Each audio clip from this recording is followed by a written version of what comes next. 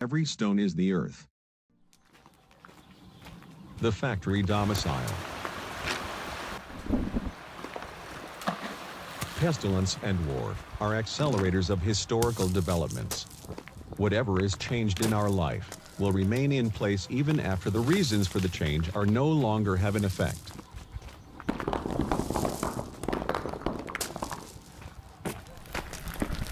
The acceleration of changes during the pandemic will not stop after the health crisis has ceased to produce casualties. Teleworking will replace commuting to one's place of employment. Communities of employees will remain dispersed in their homes, and every place of residence will turn into a factory of a diminutive scale. Domiciles, apart from spaces where life is reproduced and nurtured, which they've always been, are now already pockets of production, education, service provision, healthcare, entertainment, communication and internet encounters.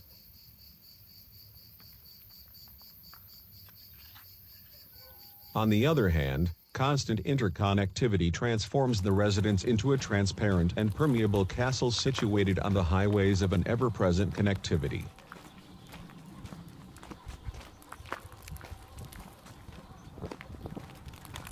Ancient future.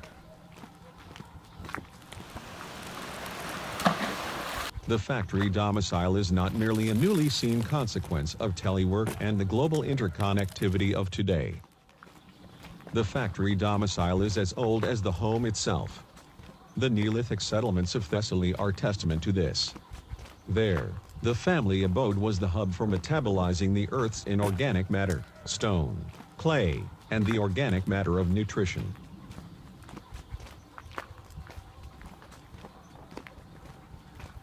The entire settlement was the factory connecting the abodes, and the central public building was a logistics center, a storeroom of primary materials, a silo epitomizing the community's productivity and fecundity.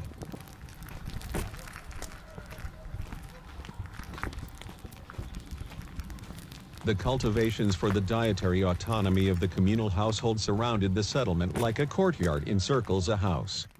Nowadays, though, the silo at the center of the community belongs to Google, Amazon, Facebook, Apple and Microsoft. And the courtyard is the surface ground of the planet.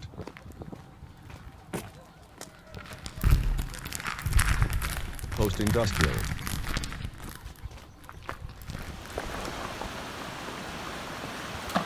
The contemporary condition of domestic space as a production factory reiterates the domesticity of antiquity. The industrial period and the metropolis, though they may seem timeless and perennial, are a historical break in the long timeline of the productive domicile.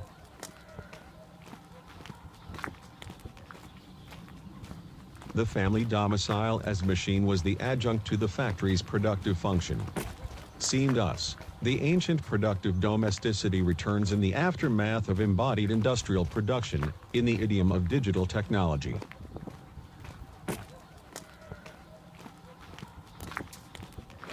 The spaces of organized production out there enter the phase of full automation and hyper-concentration, in closed shells regulated by artificial intelligence without human involvement. The spaces of domestic production are enveloped by the digital cloud. Settlement of the countryside. The substructures, the conduits for the circulation of bodies, merchandise and information are dispersed all over the Earth's ground. While this enables the full deterritorialization of work and social life, on the other hand, it makes possible the territorialization of human activity anywhere. Along the planetary networks, cities are oversaturated hubs of density. The sparse countryside becomes the privileged field of a new territorialization of work and residency.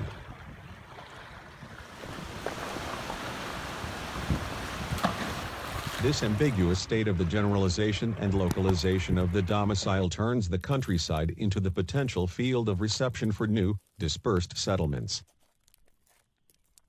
Onto the sparse countryside lands the work and residence of no matter who, coming from no matter where. The Earth will be resettled in a way not known before, as if it were a new planet at the disposal of post-human productive activity. Everything is happening in an emergency under the adverse time limits placed on life by the planet's overheating.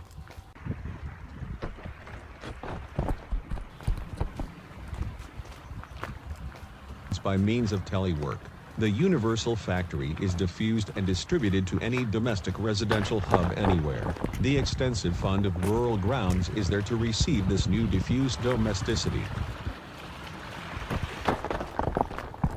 In the countryside, therefore, a meeting occurs of the future with the remote past. How to conceive in advance of this domicile of the new age, this small node in the substructures, conduits, and networks. Retreat of the material world.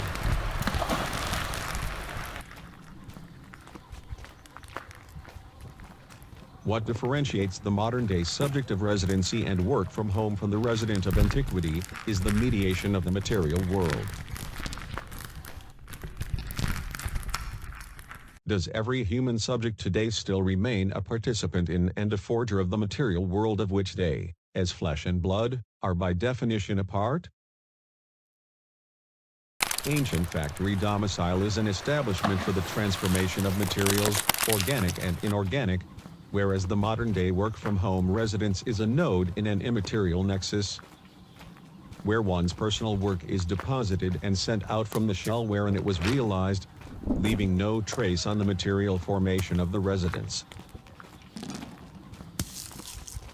The material world retreats from the everyday experience of habitation and the relationship between the hands. The body, objects and space, is deregulated. Actions such as cooking, constructing, repairing, cultivating, maintaining, withdraw from the experiential horizon of the domicile. What takes their place is not just automation and the logistics of the distribution of product and services, but the resignation from every kind of care practices and knowledge to do with care, such as would preserve our relationship with the material world of things, but also the emotions appropriate to the embodied, terrestrial experience.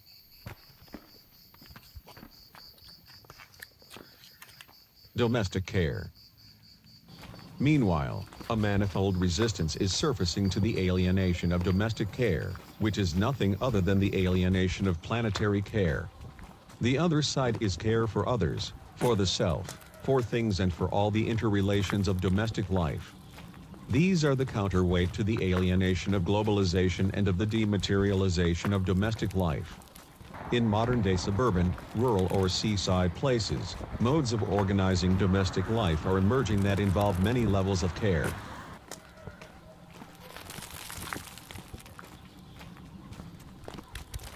Plants, animals, humans, tools, equipment for outdoor labor, comprise households where digital life is only one aspect of the whole. A limited produce, the household's contribution to its dietary needs, the skills of repair, the complementary functions of the members of the domestic community, comprise a bustling organism which activates small fertile patches of the ground for the sake of domestic life. Voluntary toil resists immaterial labor. Used objects and equipment resist their conversion into trash and insist on a new lease of utility.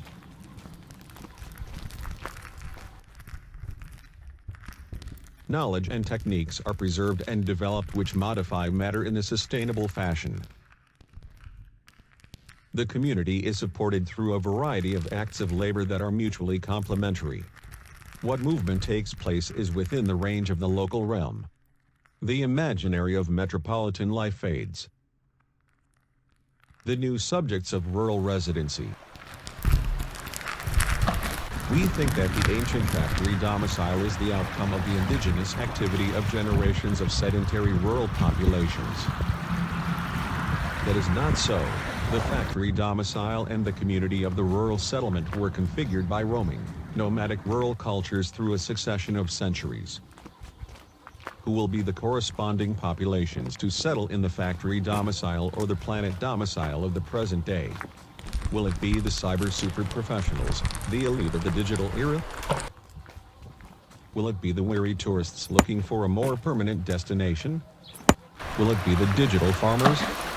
Will it be the new nomads of the near ranges, who disdain long-distance travel and plane trips? Will it be the teleworkers of the metropolis coming to settle the countryside? Will it be the outcasts of the digital realm? Will it be the communities of shared energy resources and dietary self-sufficiency? Will it be the populations of refugees from the climate change? Will it be poets of earthly life? If the new subjects of the post-urban planetary domicile are all of those together, then the shift towards the countryside will be immense and rapid, and its consequences unforeseeable. But, certainly, for the time being, hopeful in the face of the dystopia of the impending years and the inane visions of the settlement of outer space. Who cares about stones?